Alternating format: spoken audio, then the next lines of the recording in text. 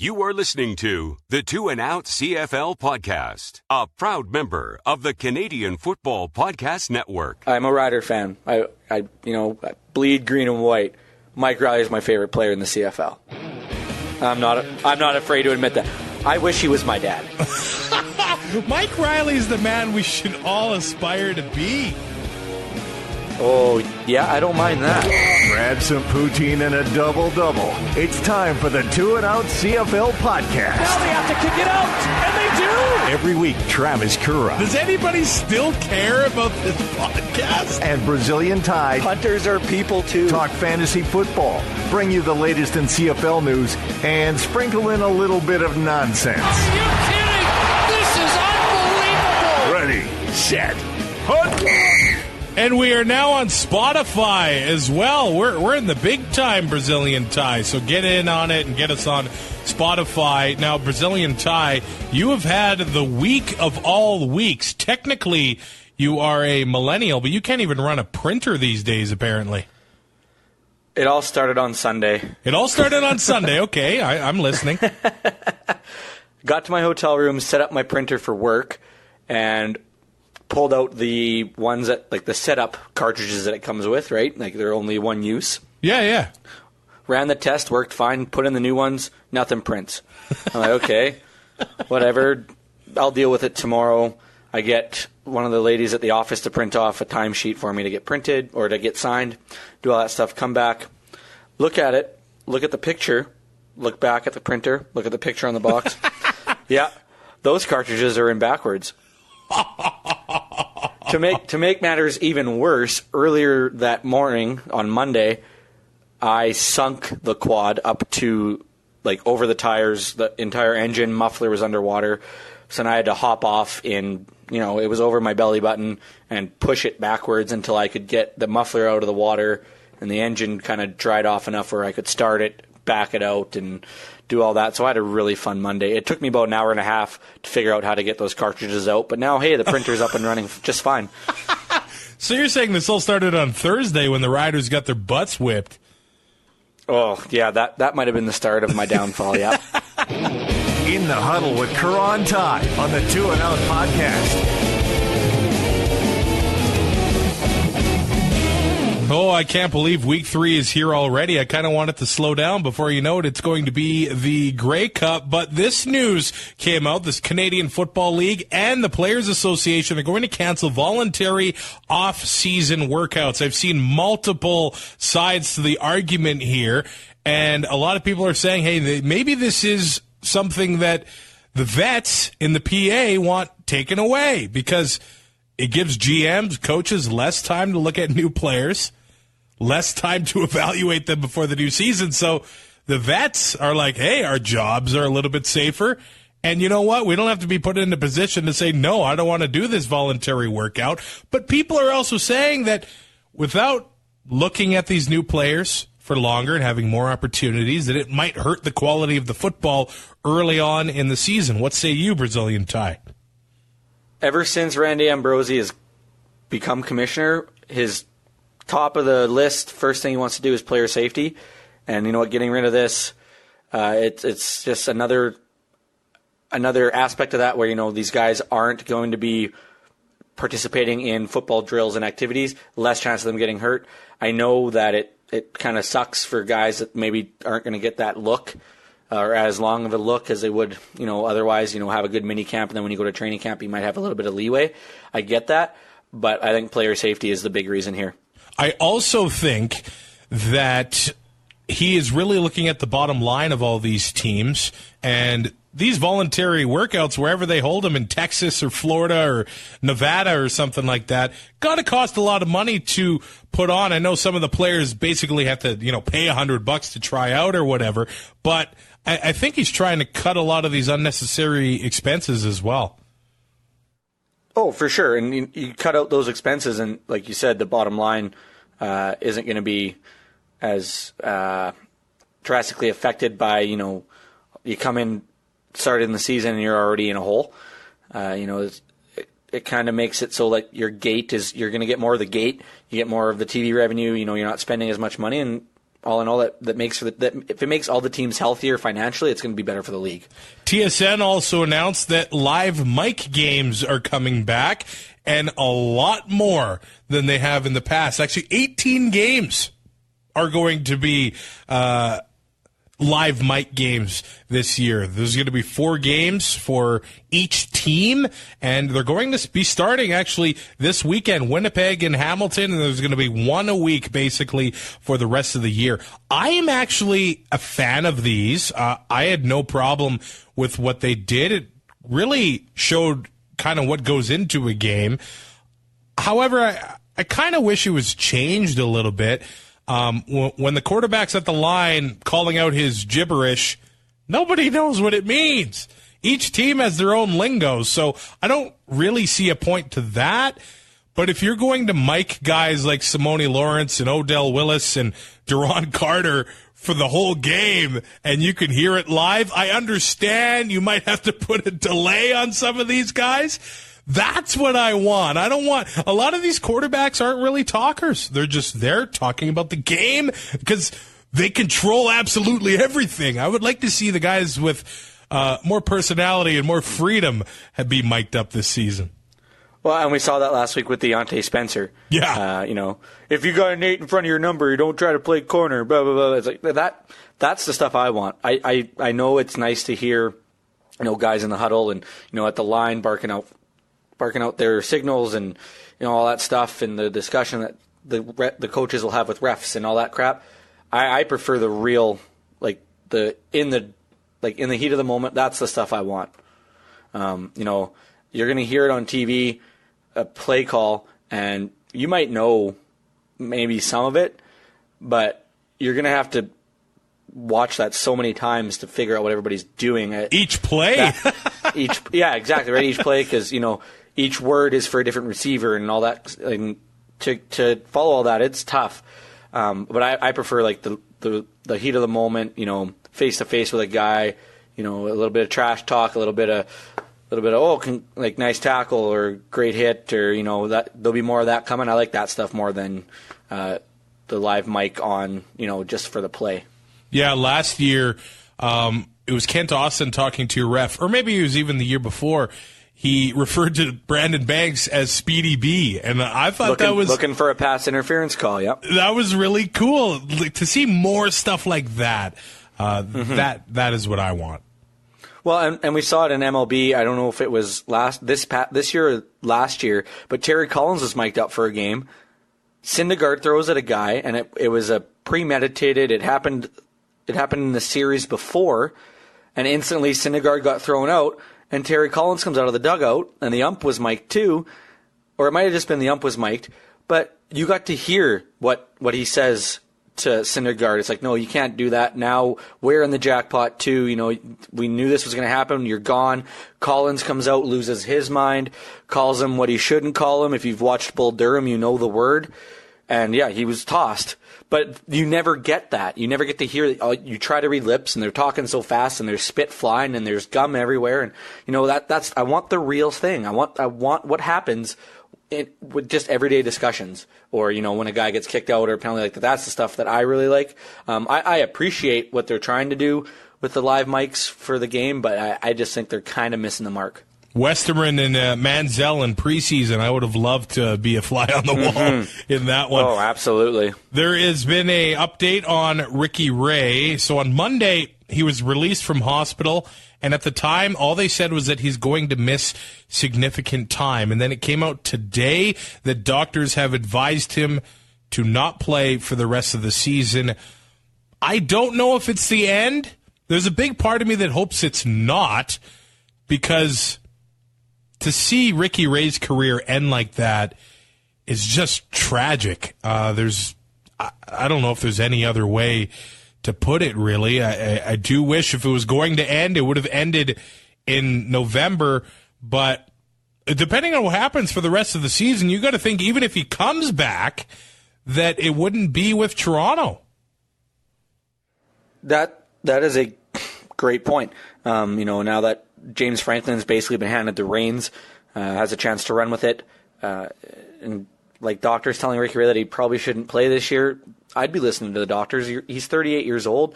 The recovery process is going to take a lot longer than it would if he was 28. And you don't want to see him do irreparable damage to the point like where his quality of life is just no good anymore. So I could see him coming back at some point, whether it's just to hold a clipboard or something like that, be on the sidelines. Next year, if he does come back, like you said, I don't know if it'll be with Toronto. Maybe he goes and he backs up Mike Riley and he goes back to Edmonton. That would be pretty cool, I think. Whether or not it actually happens, I don't know. He might just be ready to call her quits. I really don't think there's a discussion here. Do you think Jim Popp or Chris Jones are going to call up Hamilton? Oh, they can call all they want, but there's no way Manziel's going anywhere. Yeah, I think the price would be pretty high. I don't even think that there is a price. I literally don't. I think that under the circumstances, Manziel, no matter what, is going to be a Tiger Cat for these 2 years because June Jones wants him to be the starting quarterback for the Hamilton Tiger Cats. Well, 3 of 9 quarterbacks have gone down already, so it's valuable to have a backup that has some talent for sure.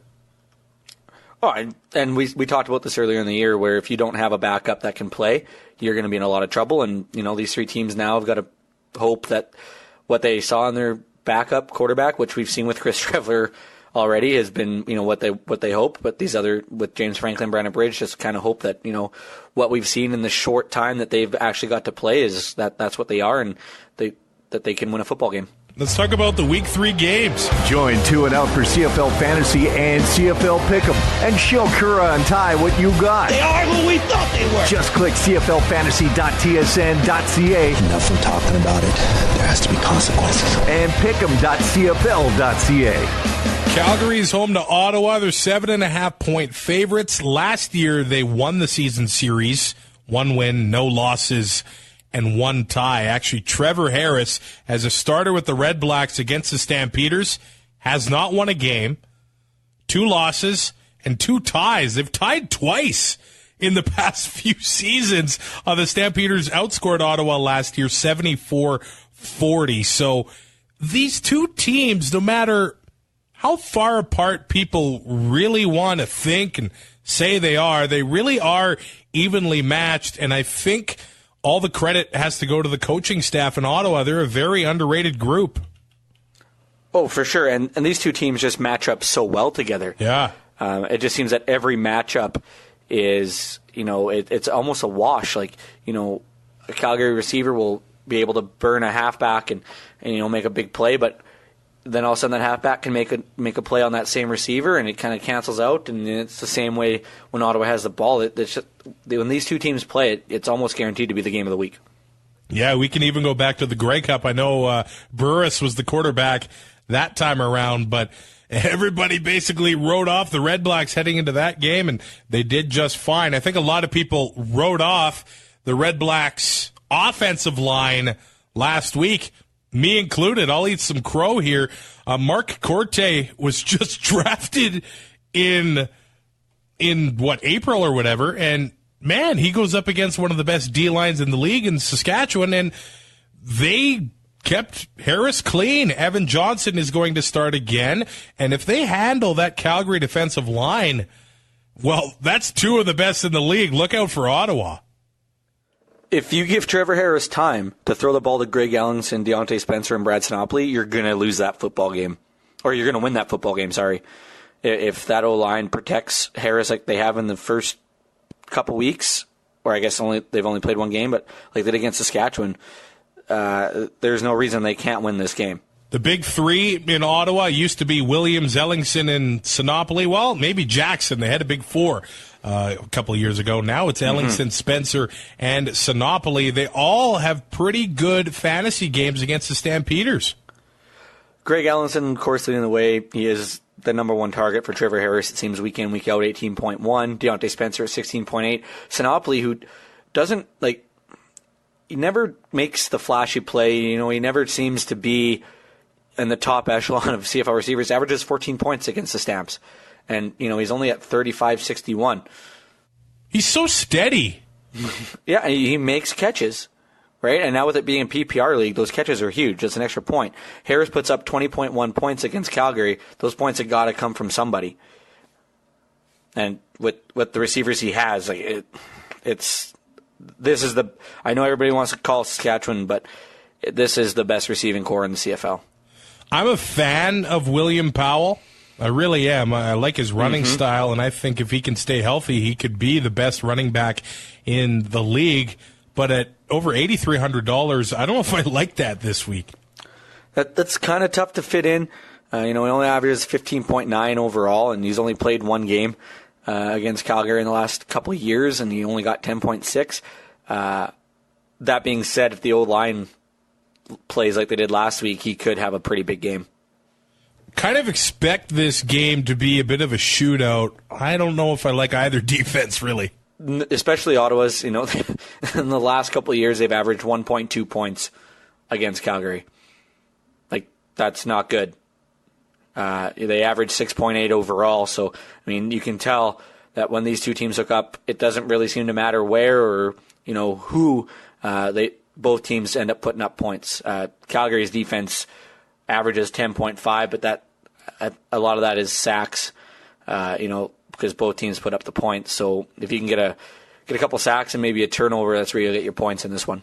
That being said, the Ottawa DBs had a nice game against Saskatchewan last week, and Noel Thorpe taking over that defense this year might take them to new heights, maybe the best. And I don't think this is crazy to say, the best RedBlacks defense in franchise history, because that's kind of where they have struggled since they've come back into the league, especially in the secondary. Well, there's only 3 seasons to compare it to, so it can't be any worse than the first year. Yeah. No, they cannot. Don't I know it? Let's go to the Stampeders. Looks like Lamar Durant is set to make his season debut for the Stamps. Mark and Michelle will not be playing in this game. And a bit of a change on defense as well. Tunde Adeleke ended up getting hurt in practice, so Adam Berger is going to start at safety there. The Stampeders, they looked unbelievable last week against Toronto, and that might be what we see from Toronto the rest of the year. Corey Chamberlain may have been a lot more valuable than people thought he was to that defense. Which is scary to think. Yeah. But with Eric Rogers, looks like he's already back to form, opening up more space for Davaris Daniels. Man, Reggie Bagleton has already looked good a lot of the times this year as well. They get Durant back into the fold. They have a really deep receiving core in Calgary. It's all about choosing the right one, and I don't know if you can go wrong with either Rogers or Daniels this week, but I am going to be picking Don Jackson every single week until that price goes up, and even if it does go up, I might keep picking him. Well, for sure. He's averaging 14.4 points in his first 2 games, and at $3,500, that's a really good deal. Oh, yeah. And with him running the ball like he is, Bo Levi Mitchell, that makes him even better. And against Ottawa, he averages 23.9 points a night. So at 81.62, that's not a bad return when you're getting the same production from Mike Riley against his matchup for almost double the price. So that's kind of a value pick. I know it's almost $8,200, but still, you got one of the best quarterbacks in the league, and it's half the price of Mike Riley, who is probably the best fantasy option right now. It's a pretty good pick. Terry Williams, now he's returning a little more. He's getting some carries, 12.7. Eric Rogers, 14.2, like you said, opening up a lot of options for Davaris Daniels, who's at 13.7 against Ottawa, right around his average. And Lamar Durant, 12.9, which is well over his average against the rest of the league here against Ottawa. So, and he's just over $2,500. So, if you can get lucky and pick the right receiver from Calgary this week, you could get a really good value. More on Don Jackson. Here's a comparison. Jerome Messam has 28 carries on the season for 100 yards. Don Jackson has 21 carries for 210 yards. He has a 10 yards per carry average. I just can't believe that Messam actually has 28 carries. Yeah, they're giving him the ball a lot, and Well, he only got it 7 times last week. Yeah, he got him a lot in the first week against Toronto, and they haven't been able to open things up for him at all, really. So I wonder how much he's going to get it this week with Thigpen returning back to the fold. But that is another game. Who do you pick to win tonight at McMahon Stadium? Oh, it's the Stamps. They don't lose at home in the regular season until the games don't matter. We're early on in the year. They average 31.6 points at home while they only give up 18. It would not surprise me if Ottawa won or tied or whatever happens, but I'm picking the Stampeders as well. I would be surprised if Ottawa won because Calgary's at home. I would not be surprised, however, if Ottawa, covered. Yeah, I'll put it that way. I think that is a pretty generous one for the Stampeders. I actually think that this game, Friday night, Hamilton home to Winnipeg, I'm picking it as game of the week. Yeah, this is must watch. Hamilton's only a 4-point favorite. They split the season series last year with Winnipeg outscoring Hamilton 52-42. We start with the Bombers, and it looks like the Bombers are going to be without Anthony Gator, so Mo Leggett is going to get his start at halfback. Who thought that in week 3 the quarterback matchup we wanted to watch would be Chris Strevler and Jeremiah Mazzoli? I think if you watched last year, the Mazzoli thing shouldn't surprise you. But Strevler, on the other hand, he only cost $6,217. You have to think the wheels are going to fall off sometime soon, at least for a rough game. Is it going to happen this week? Never. He's going to run the table. They're going 17-1. No, you're on board. Do not quote me on that. It's in recording. It's in the digital realm now. Oh no, it's in the cloud. I said it last week against Montreal because Montreal's defense early on in the season, in the past couple of years, has been pretty stout. Turns out that they are worse than we thought they were. So Rich Stubler, I was like, when was the last time a defense of his gave up 56 points or whatever? Well, he was the DC for Edmonton when Matt Dunnigan threw for over 700 yards 25 years ago. So apparently there's some holes in his Stubler defense. You just got to find them. Don't get me wrong, Hamilton looked really good last week on the defensive side of the ball. Delvin Breaux, like you said, man-to-man, he's $200,000. This guy better be good.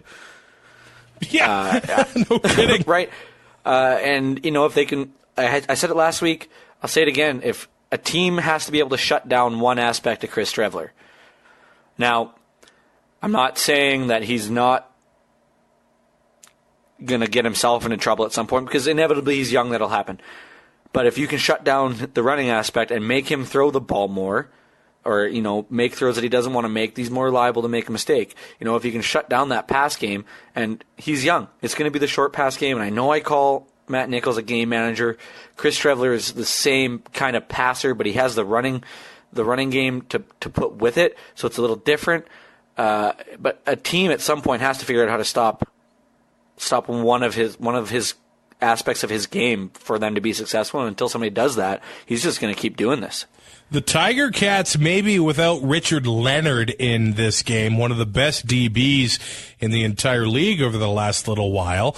And last week we saw the Eskimos taking deep shots against the Tiger Cats. If they connected on a few more of them, it probably would have been a little bit of a different game. I do wonder if the Bombers are going to employ that same strategy and maybe take some deep shots against Darius Bowman and Darvin Adams, some big bodies that can go up and get the ball. Well, especially Darius, because I'm assuming that Breaux is going to be covering Darvin. Yeah. So Bowman has the chance to have a big game. He's a big target for Strevler. If he can get... He doesn't necessarily even have to get behind the defensive half. He just needs to make the play. Just make the catch and just keep doing that. And eventually, you're going to wear down defense. If Winnipeg can sustain drives and keep that Hamilton defense on the field, they're not going to look nearly as good as they did last week. And that can be said for any team. Doesn't matter. If your defense is on there for over 35, 40 minutes, they're going to get gassed and they're going to get exploited. We know that Harris is going to get a ton of touches. There is no discussion there. If you want him on your team, just get him on your team. However, I don't like the Bomber defense. They're over $5,000. I know over the past few years they've been able to force a ton of turnovers, but Mazzoli doesn't really turn the ball over that much outside of that preseason game, but let's face it, that was preseason. Yeah, Winnipeg's defense 11.8 against Hamilton in the last couple of years, 8.5 overall. I think there's only one game against Mazzoli in that stretch where he started.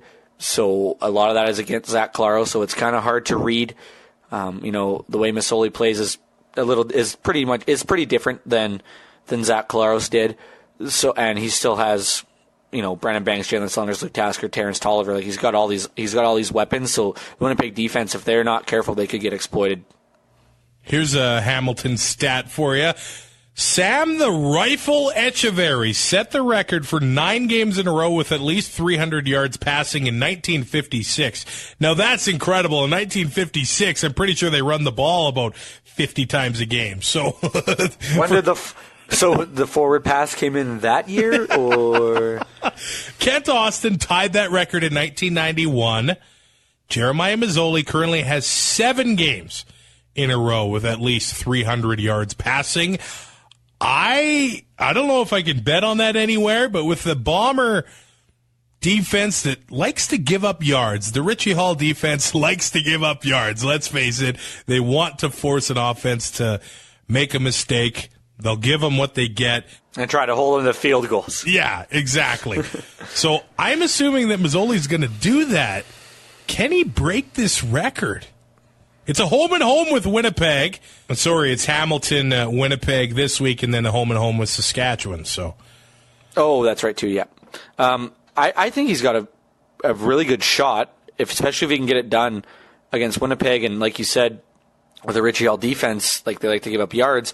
I don't know if it's that they give up yards. I think it's that they try to make plays on the ball when they shouldn't be, instead of just making the tackle, and then you're able to get extra yards that way because you're behind the coverage a little bit. But I think there is a very good chance because he plays very similar to Strevler. He's a mobile quarterback. He's able to run. That run can set up the pass and set up options for him. And if he gets to 8. There's a very good chance that he breaks his record with a home and home against Saskatchewan because that pass defense hasn't looked all that great.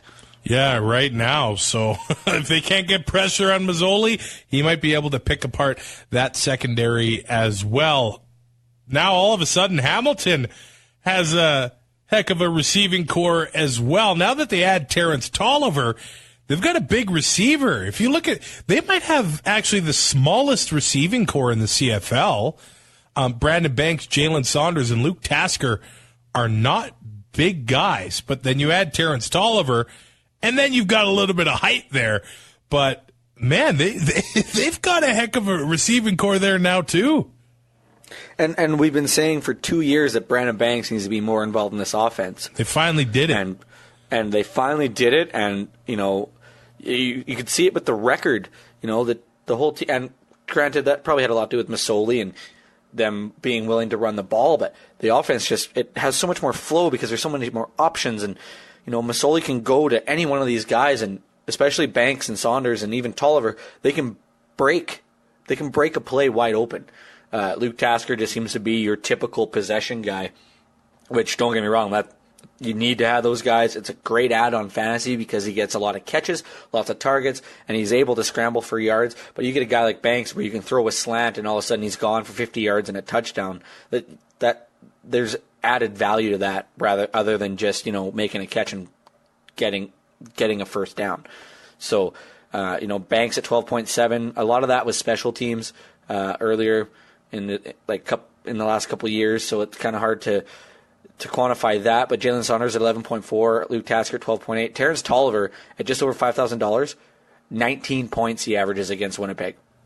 I like that. Now, Mercer Timmis, we don't really have much of a sample size for him starting games against the Bombers, but the Bombers haven't given up all that much on the ground so far this season. They had Tyrell Sutton last week, so obviously they kind of forced Montreal out of the run game, and they really shut down C.J. Gable in week 1. So I don't know if Timmins is going to be able to get himself a repeat performance from last week, but for $3,000, if he's going to have the same usage as last week, can't really go wrong with that.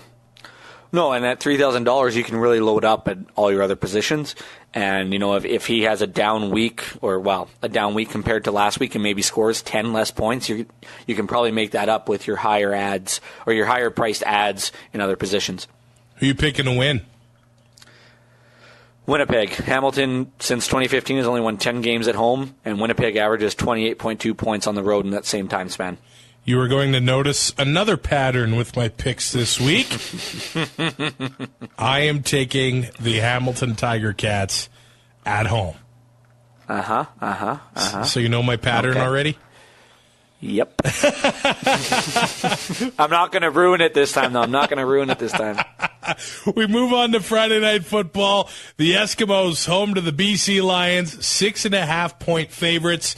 Slow clap to the Eskimos. They're going to be hosting 25 youth from Edson after arson was committed on the mosque last week. So that is really awesome that they're bringing some kids to the game from Edson. Now, last year, this does not happen often. The Eskimos beat the Lions 3 times.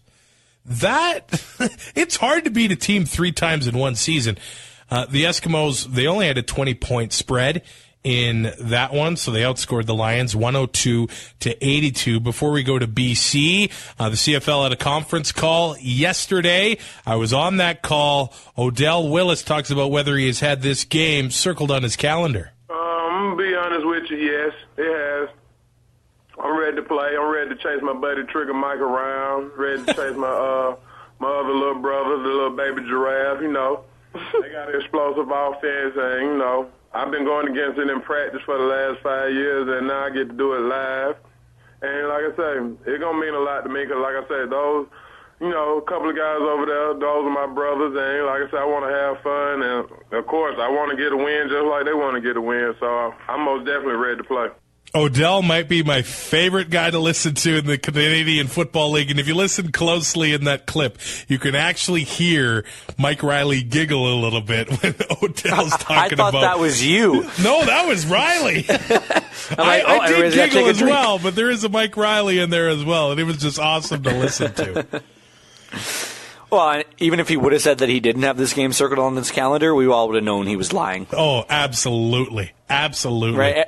Every professional athlete, the first game you play against your former team, that's a big one. So Travis Lulay is going to be BC's third stringer for this game, and the Lions have a 5-game losing streak at Commonwealth Stadium. Some of them have been close. There's an overtime game, if I remember correctly, but I like choosing some Lions in this one. Jonathan Jennings is $8,600. He's played right around his average against the Eskimos. Yeah, right at 15.1. His average is 15.5. The way that the defense looked last week, I could see him putting up a little better than that. Same with Jeremiah Johnson. He plays a little better against the Eskimos than he does against everybody else at 16.4. Chris Rainey, he's getting touches at 11.9. Brian Burnham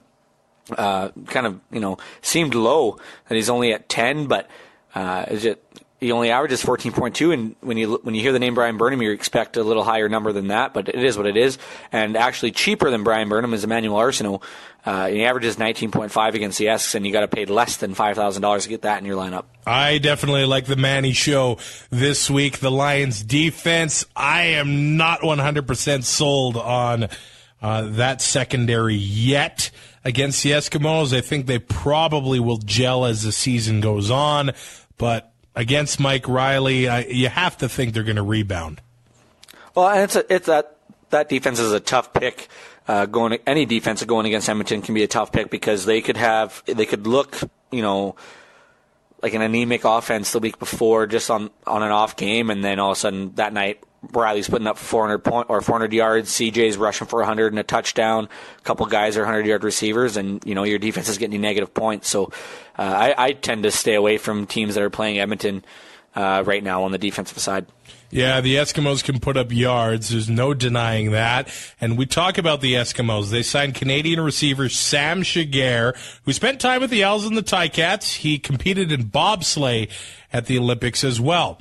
As for practice this week, we've been kind of waiting for Bryant Mitchell. He was a partial participant at practice, so we don't know if he's going to be on the roster for the game against BC. And here's Mike Riley talking about how practice has gone this week after a tough loss in the home opener. Honestly, it's another week of practice. I mean, our weeks don't really change too much. We focus on the next game at hand, whether we won or lost the previous game. So, we don't change anything in terms of that. It's not panic button just because you came out and didn't play great in a game. But at the same time, you got to learn from your mistakes. And so we watched the film and figured out some things that we need to improve on and try to stress that during the week of practice. So, there's always, I guess, a little bit more intensity after coming off of a loss, in the sense of you don't want to come out and have a repeat performance where you don't perform as well as you think that you're capable of. So I do think that the focus and intensity was a little tighter this week.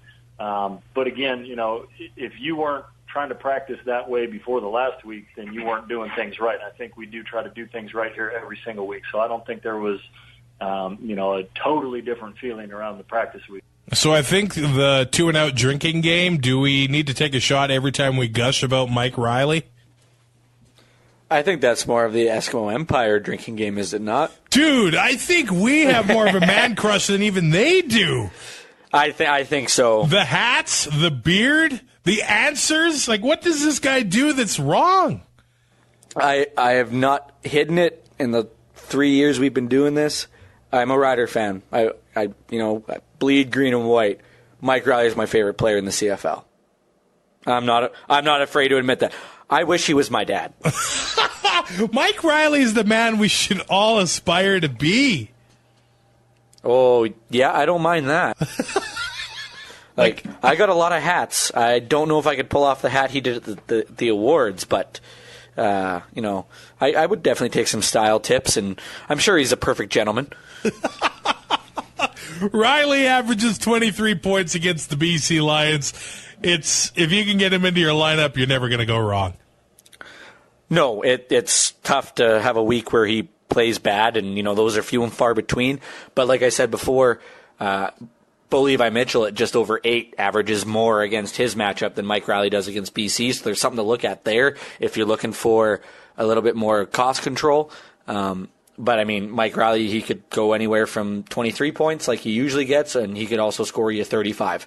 Duke Williams at still under 4. Oh. You can't go wrong with that pick. That's ridiculous. That is utterly absurd. He had double-digit targets in week 1, and he had an 88-yard touchdown last week, so he might have another big game. He averages 17.7 against BC, like I said earlier. His league average is 11.8. Like, I don't understand. Like, I get it. His overall average is a little low. But, I mean, the amount of targets this guy's get, he's going to start catching a lot more balls, and he's going to start getting a lot more points. So if you can get him now while he's cheap, and if he has a big week, you're going to look like a genius. Who are you picking to win? I'm picking BC. Edmonton averages just over 25.5 points at home since 2015. The way that defense looked last week, I have no faith that they stop Jennings and the pair of Burnham and Arsenal this week. I was listening to 3 Down Radio to Vancouver, and to hear Farhan Lalji break down the Eskimos was really fascinating because they are so committed to having 4 Americans at receiver that they basically have to have a Canadian in the secondary. So even when Arjun Colquhoun goes down, they still keep a Canadian there, and it kind of handcuffs the rest of the team a little bit because they want those 4 American receivers so bad. But I think that the Eskimos come into this game mad, and if they don't, then much like Saskatchewan, there might be a little bit of panic in Edmonton. So I think the Eskimos go out there and they beat BC this week. I think that the split in this one is a bit crazy. Hey, maybe I'm underrating the Riders, and they absolutely do crush the Alouettes by 4 touchdowns. But the Riders are 10.5-point favorites over the Owls. They split the season series last year. The Riders outscoring the Owls 53-29. Of course, a lot of things have changed in Montreal since then, and actually a lot of things have changed in the last week. Well, a lot of things have changed, but they've stayed the same. They have signed quarterback Kenny Hill to their practice roster. He's actually son of former Montreal Expos pitcher. And Hill was Manziel's successor at Texas A&M and broke Manziel's record for most passing yards in a single game with 511. They also signed Vernon Adams. And in the press from Mike Sherman, it looks like sooner rather than later, we could be seeing Vernon Adams starting for the team and Kenny Hill backing up. Can't be any worse than Drew Willie. Sorry, but I mean, I'm just speaking the truth here. Like, he hasn't looked good. Well, that's one for the swear bucket. No. When you say it can't be any worse than Drew Willie? Okay, that part, yes. But it's still the truth. You said it wasn't a swear if it's the truth. They also signed linebacker Glenn Love that has spent some time with the Stampeders. And yes, we talked about it on Monday. Enoch Mwamba has been fined the maximum amount for his hit on Strevler from Winnipeg. And actually, Aaron Grimes from Edmonton got fined for his hit on Brandon Banks. Now, practice on Wednesday, the starting group at the Owls had 5 Canadians on the offensive line. It'll be interesting if they pull that off in this game against that defensive line. The only concern I have with that is if one of those Canadians goes down. Yeah. You better have a viable Canadian backup, because if you don't, you have to put another Canadian on that offensive side of the ball somewhere so you can really back yourself into a corner. But that being said, I mean, Winnipeg every week has 6, not all in the same position, not all in the offensive line, but they have 6 offensive Canadian starters. So, I mean, it can be done. It's just, I don't like it as much with 5 on the offensive line because there's just so much that can go wrong with that. Now, would you put any of these players on your fantasy team this week, yes or no? Yes. Who? Somebody's got to catch the ball for Drew Willie. And BJ Cunningham averages over 15 points a game against the Riders. This Riders' pass defense has holes. Drew Willie, I don't think he's going to go off for 350 and 4 touchdowns, but I think there's a chance that, BJ Cunningham could have a long reception and a touchdown. That's the one guy I would be targeting. Let's look at the Riders. They make a couple signings. They signed defensive lineman Mikhail Brooks, spent some time with the BC Lions. They actually signed former Michigan quarterback Devin Gardner as well, so he might become the number 3 in Regina. Chris Jones did say that Deron Carter will play with the defense until Nick Marshall is ready to go, but it was reported on Wednesday in closed practice at Mosaic Stadium that Deron Carter played with the offense. So, thank God. Just sounds like Chris Jones mind games to me. I think he's going to be playing defense. Marcus Thigpen is back from suspension. I think he will provide a nice little safety valve for Brandon Bridge, who starts for the Riders this week.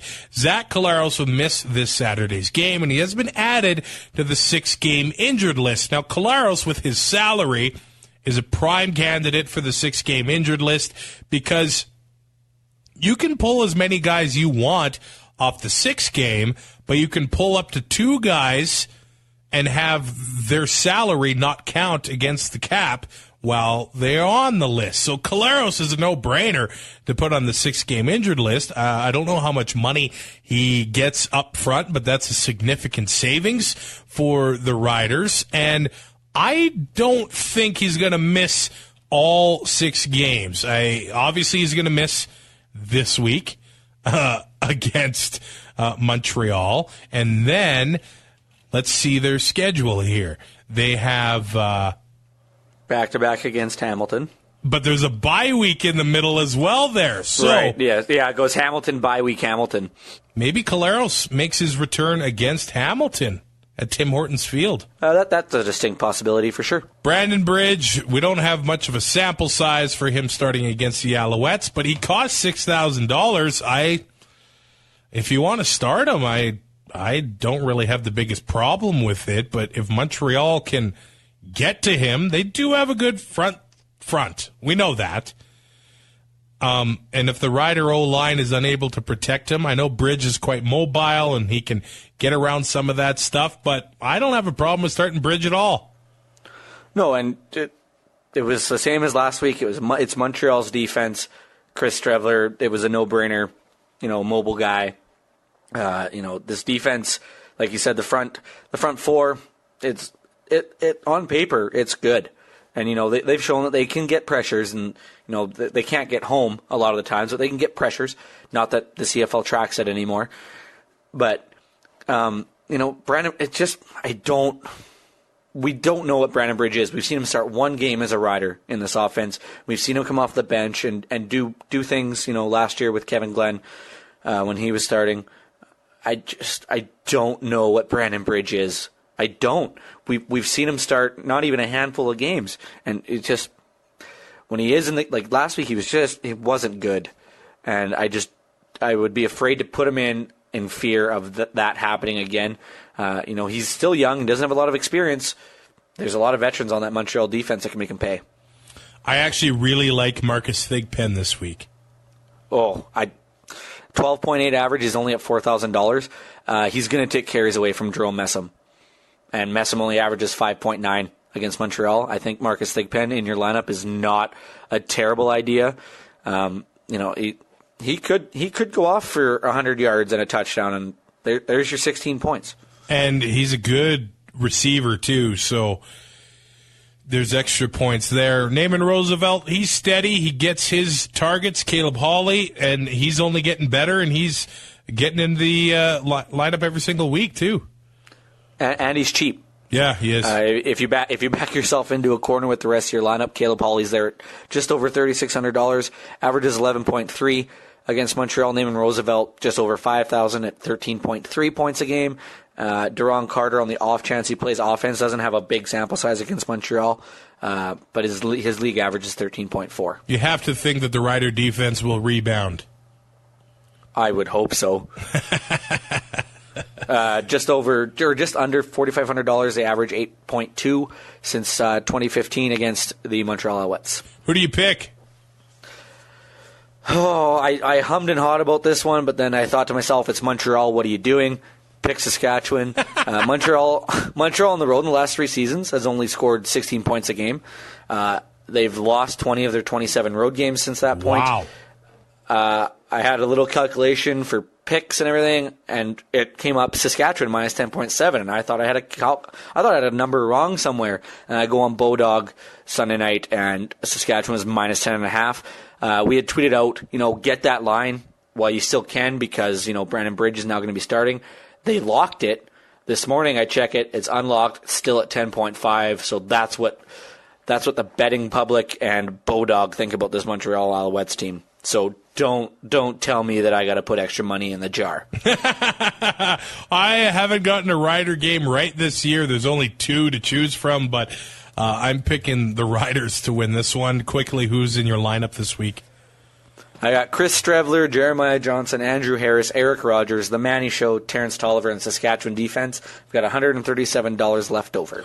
I have Mike Riley, Don Jackson, Marcus Thigpen, Darrell Walker, Shaq Johnson from BC. I like me some $2,500 players. He had a touchdown in week 1. I think the Eskimos secondary is going to have some space for Shaq Johnson in this one.